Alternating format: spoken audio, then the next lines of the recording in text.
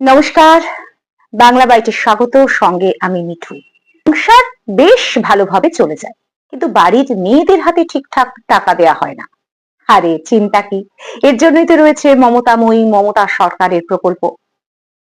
বাংলার প্রথম সারির দৈনিকের অন্তর্তদন্তে উঠে আসা নির্যাস সরকার স্বনির্ভর করতে ভাতা চালু করলো, আর একটা বেশ বড় অংশ মানুষের কাছে পাচ্ছি তো নেব না কেন, কিছু না হোক হাত খরচের টাকাটা তো উঠে আসছে।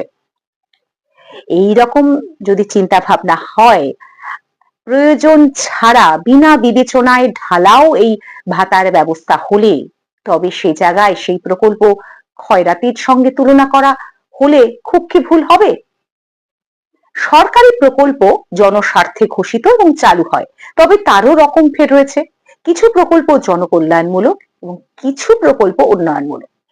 এবার জনকল্যাণমূলক প্রকল্প নিয়ে যদি সর্বোচ্চ আদালতকে ভাবতে হয়, তবে তা চিন্তার বিষয় হয় বৈকি। সুপ্রিম কোর্ট যখন তার পর্যবেক্ষণে দুয়ারে রেশন প্রকল্পকে ব্লিঙ্কিটের সঙ্গে তুলনা করতে বাধ্য হয়, তখন সেটা শুধুমাত্র রাজনৈতিক বিরোধিতা বলে উড়িয়ে দেওয়া যায় কি? 2022-এর হাইকোর্টের রায় অনুযায়ী দুয়ারে রেশন প্রকল্পর আইনি বৈধতা নেই, কারণ এটি কেন্দ্রীয় খাদ্য সুরক্ষা আইনের পরিপন্থী। কিন্তু মমতা সরকার তা মানবেন কেন? তিনি সরকারি কোষাগার থেকে কিছু না ভেবেই ডিলার প্রতি 5,000 টাকা বেশি খরচ করতেও পিছপা হলেন না। সস্তায় বাজি মাত করা তার তো মজ্জাগত বিষয়। একটি সংগঠিত ব্যবস্থা যা রেশন ব্যবস্থার মাধ্যমে চালু, সেইটি তুলে দেওয়ার জিগির। সর্বোচ্চ আদালতের কাছে এই রকম প্রকল্প কি আইনি স্বীকৃতি মিলতে পারে? ঠিক একই রকম লক্ষ্মীর ভান্ডার, শিক্ষা সাথী, এখন যোগ হলো যুব সাথী, মানে ঢালাও নগদ বিতরণ। কিন্তু কথা হচ্ছে, এই যে ঢালাও বিতরণ, এটা কি সবার জন্য হওয়া উচিত? প্রয়োজন নিষ্প্রয়োজন বলে কোনো মাত্রা থাকবে না?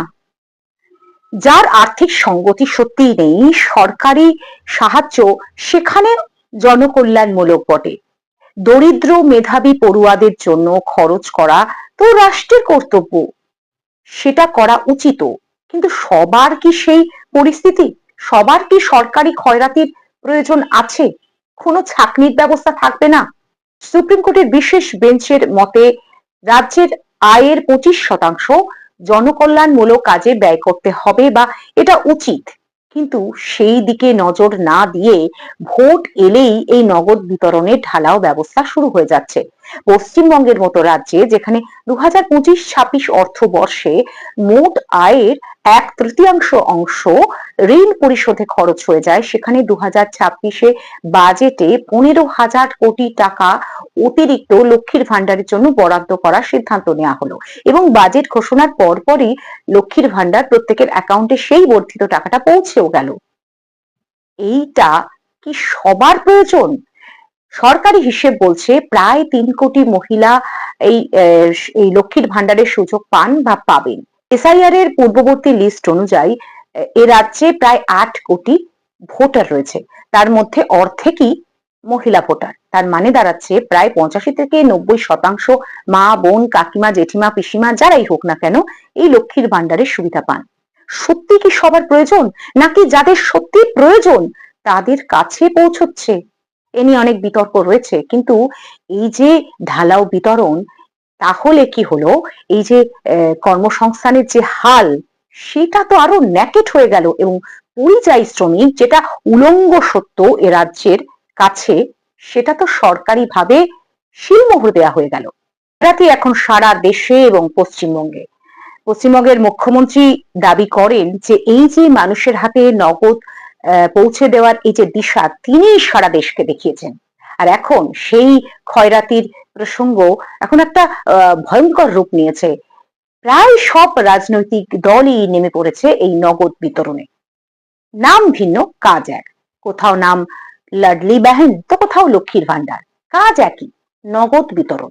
সমস্ত উন্নয়নমূলক পরিকাঠামোতে আগুন জ্বালিয়ে দিয়ে নগদ বিতরণ করো, ভোট কেন, নগদ বিলাও, ভোট কেন।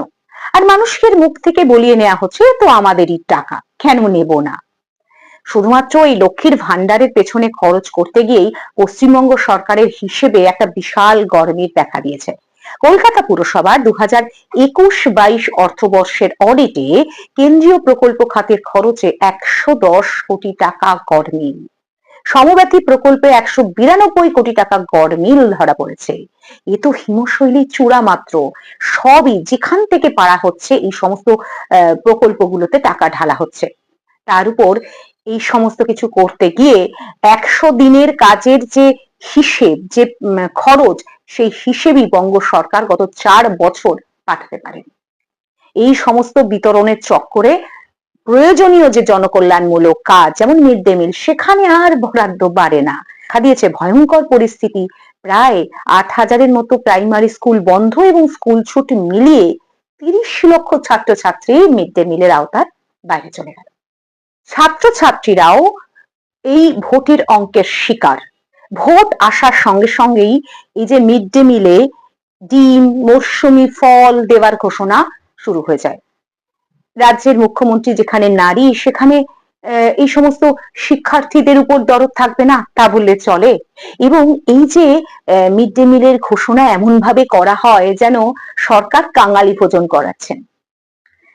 58 লক্ষ ভোটারদের নাম বাদ পড়ার জন্য মুখ্যমন্ত্রী যেভাবে সুপ্রিম কোর্টের সওয়াল উৎসবে গেলেন, অথচ এই যে 30 লক্ষ পড়ুয়া এই যে মিড ডে মিলের লিস্ট থেকে সরে গেল, মানে 30 লক্ষ ছাত্র জীবন একেবারে বন্ধের মুখে, সেদিকে মুখ্যমন্ত্রী নজর দেওয়ার সময় পেলেন না। আর কবে হুঁশ ফিরবে এই বাংলার? এই যে পুরো ব্যবস্থা, উন্নয়নমূলক পরিকাঠামো, যেখানে শিক্ষা পড়ে, স্বাস্থ্য পড়ে, সড়ক পড়ে, বিভিন্ন ধরনের উন্নয়নমূলক কাজকর্ম থাকে, কর্মসংস্থান থাকে, এইগুলো কি রাষ্ট্রের বা রাজ্যের দায় নয়? আর অন্যদিকে দেখুন, এত সমস্ত গরমিল, কারচুপি, দুর্নীতি ধরা পড়ার পরেও ইডি সিবিআই এর খেলা চলছে, চলবে। ওই যে কথাই তো আছে, খেলা হবে, খেলা হবে। আপনাদের মতামত জানার অপেক্ষায় থাকলাম। সেই সঙ্গে বাংলা বাইটকে সাপোর্ট করার, সঙ্গে থাকার অনুরোধ রইল। নমস্কার।